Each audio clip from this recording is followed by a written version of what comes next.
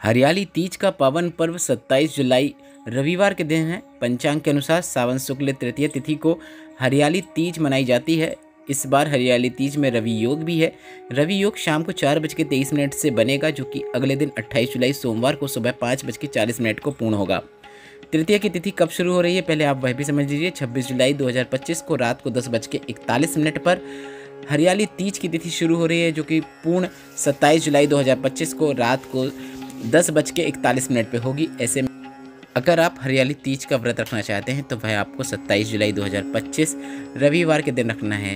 हरियाली तीज का निर्जला व्रत रखकर माता पार्वती और भगवान शिव की पूजन करके सुहागन महिलाओं को अखंड सौभाग्य प्राप्त होता है और कुंवारी युवतियां मनचाहे वर और सुयोग जीवन साथी की प्राप्ति के लिए इस व्रत को करती हैं। आपको बता दें, पौराणिक कथा के अनुसार रोहिणी ने तृतीय तिथि का व्रत विधि पूर्वक किया था, जिसकी वजह से चंद्रदेव की 27 पत्नियों में वे सबसे अधिक प्रेम रोहिणी से करते थे।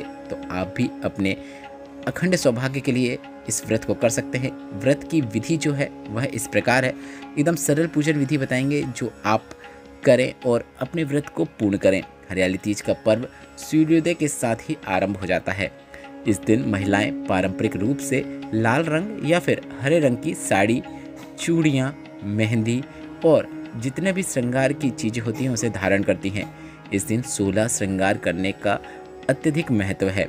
पूजा की तैयारी में सबसे पहले देवी पार्वती की प्रतिमा को एक सुंदर और सजे हुए मंच पर स्थापित किया जाता है। जो भी आपके पास आसन है उसमें माता पार्वती की प्रतिमा को रखें। इसके साथ अगर आपके पास प्रतिमा नहीं है तो आप फोटो को भी रख सकते हैं। उनके आगे फूल, मिठाई, फल, नारियल आदि का भोग उन्हें अर्पित करें। पूजा की शुरुआत करने से पहले आपको दिया प्रज्वलित करना है और भक्ति वाले गीतों को आप गा सकते हैं, भजन कर सकते हैं। इस दिन महिलाएं निर्जला व्रत रखती हैं। विवाहित महिलाएं अपने पति की लंबी आयु और स्वास्थ्य जो कि अच्छा रहे उसकी कामना करती हैं। अच्छे स्वास्थ्य के लिए, पति की और लंबी आयु के लिए सुहागन महिलाएं इस व्रत को रखती हैं और अखंड सौभाग्य का वर प्राप्त करना चाहती हैं। जबकि अविवाहित मतलब जिनका शादी नहीं हुई है, वे कन्या अच्छे वर की प्राप्ति के लिए यह व्रत रखती हैं। हरतालिका तीज के पर्व को पारंपरिक लोकगीत, नृत्य और रंग बिरंगे झूलों पर झूलने के साथ उल्लासपूर्वक होकर मनाया जाता है। शाम को आरती और प्रसाद वितरण के साथ पूजा संपन्न होती है। यह केवल एक पर्व नहीं, यह एक आस्था और शक्ति का प्रतीक है। यह काफ़ी सरल आसान व्रत है जिसे निर्जला रहकर किया जाता है। किस प्रकार से व्रत रखना है वह हमने आपको बताया। अब इस व्रत से जुड़ी एक छोटी सी व्रत कथा भी सुन लीजिए। शिव पुराण के अनुसार दक्ष प्रजापति की पुत्री के रूप में सती माता का जन्म हुआ था। दक्ष एक विष्णु भक्त थे, लेकिन भगवान शिव से उन्हें चिढ़ थी। वह महादेव को पसंद नहीं करते थे। वह सती का विवाह भगवान विष्णु से कराना चाहते थे, लेकिन माता सती तो शिव जी को पति रूप में मान चुकी थीं। सती की जिद के आगे दक्ष की बिल्कुल न चली और विवश होकर उन्होंने सती का विवाह भगवान शिव से करा दिया। भगवान शिव उनके दामाद बन गए। फिर भी दक्ष के मन में उनके प्रति कभी द्रोह कम नहीं हुआ। एक समय की बात है, प्रजापति दक्ष ने एक यज्ञ का आयोजन किया। भगवान शिव को छोड़कर उन्होंने सभी देवी देवताओं, गंधर्व, किन्नर आदि को आमंत्रित किया। जब इस बात का पता सती को मिला तो वे आश्चर्यचकित हो गई। उन्हें ऐसा जब पता चला कि उनके पिता ने सभी को बुलाया पर शिव जी को और उनको मतलब स्वयं माता सती को आमंत्रित नहीं किया। माता सती अपने पिता के यज्ञ में बिना बुलाए जाने को तैयार थी, लेकिन शिव जी ने मना किया। महादेव ने उनसे कहा कि यदि निमंत्रण नहीं मिला है तो पिता के घर भी जाना अपमान का कारण हो सकता है। बिना बुलाए जाने पर सम्मान को हानि पहुंचेगी, लेकिन माता सती नहीं मानी। महादेव की अनुमति के बिना सती अपने पिता दक्ष के यज्ञ समारोह में चली गई। बिना निमंत्रण मायके आने पर दक्ष ने सती और शिव जी का बड़ा अपमान किया। तब सती को महादेव की बात समझ में आ गई। सती ने कहा कि वे अपने पति की आज्ञा के बिना इस यज्ञ में आई हैं और इससे उनका अपमान हुआ है। अब वह इस अपमान के साथ कैलाश कैसे वापस जाएंगी। अपार दुख और ग्लानि में आकर सती ने उस यज्ञ कुंड में ही आत्मदाह कर लिया। यह देखकर महादेव अत्यंत क्रोधित हो गए उनसे वीरभद्र प्रकट हुए, जिन्होंने दक्ष के यज्ञ को तहस नहस कर दिया और दक्ष का सिर काट दिया। बाद में उन्हें बकरे का भी सिर लगाया गया।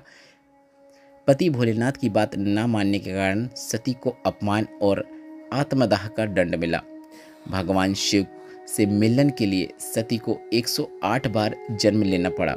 107 जन्मों तक सती ने भगवान शिव को पति स्वरूप में पाने के लिए कठोर तप किया। तब जाकर 108वें जन्म में वे हिमालय राज की बेटी पार्वती के रूप में आई। देवी पार्वती ने इस जन्म में भगवान शिव को पाने के लिए कठोर तप किया। उनके तप से भगवान शंकर प्रसन्न हुए और उनको दर्शन दिए। पति स्वरूप में पाने की इच्छा पूर्ण करने का वरदान दिया। हिमालय राज ने देवी पार्वती का विवाह भगवान शिव से करा दिया। 107 जन्मों के बाद शिव और पार्वती का मिलन हुआ। कहा जाता है कि हरियाली तीज के दिन माता पार्वती की मनोकामना पूर्ण हुई थी, इसलिए कुंवारी कन्याएं व्रत रखकर माता पार्वती और भगवान शिव की पूजन अर्चन करती है, ताकि उनकी कृपा से उन्हें मनचाहा वर योग्य जीवन साथी प्राप्त हो सके। विवाहित महिलाएं भी यह व्रत अखंड सौभाग्य और सुखी दाम्पत्य जीवन के लिए करती हैं। अब हम आपको बता दें, इस दिन गुरुजी पंडित प्रदीप मिश्रा जी ने 2 विशेष उपाय करने को कहे हैं। 2 विशेष उपायों में से पहला उपाय यह है कि आपको इस दिन 16 श्रृंगार स्वयं तो धारण करना ही है, पर 16 श्रृंगार में से कोई एक श्रृंगार किसी सौभाग्यशाली महिला को दान भी जरूर देना है। दान देने के लिए आपको प्लास्टिक की सामग्री का उपयोग नहीं करना है, इस बात का ध्यान रखें। आप बांस की टोकनी का भी उपयोग कर सकते हैं, जो कि हमारे वंश की वृद्धि करने के लिए होता है। और जो भी दान कर रहे हैं, ऐसी सुहागन महिला को दें जो उसका इस्तेमाल भी करे। ऐसा करने से आपको अखंड सौभाग्य की प्राप्ति होती है। अब बढ़ते हैं गुरुजी पंडित प्रदीप मिश्रा जी के बताए अगले विशेष उपाय की ओर, जो कि हरियाली तीज के दिन किया जाता है। गुरुजी ने कहा कि आपको ऐसी चीज़ का दान करना चाहिए जो जोड़े से होती है। जैसे आप किसी को बिछुड़ी दान कर सकते हैं, जो कि जोड़े से होना चाहिए। जोड़े से दान देने से तात्पर्य यह रहता है कि हम पति पत्नी का जैसे जोड़ा है, वह भी अंत तक साथ में रहे और अखंड सौभाग्य की हमें प्राप्ति हो और हम लोग सुखी सुखी आपस में प्रेम से रहें। इसलिए अगर आप कुछ इस दिन दान करना चाहते हैं तो आपको बिछुड़ी का दान देना है, पर वह जोड़े से होना चाहिए, मतलब 2 होना चाहिए। इस वीडियो में बताई गई जानकारी से संबंधित अगर अभी भी आपके मन में कोई प्रश्न है तो वे प्रश्न आप कमेंट बॉक्स के जरिए पूछ सकते हैं। और हरियाली तीज के दिन कौन से 7 उपाय हैं जो आप कर सकते हैं, जो कि गुरुजी पंडित प्रदीप मिश्रा जी के बताए हैं, उन उपायों का वीडियो अगर अभी तक आपने नहीं देखा है तो उसकी लिंक मैंने कमेंट बॉक्स में पिन कर दी है।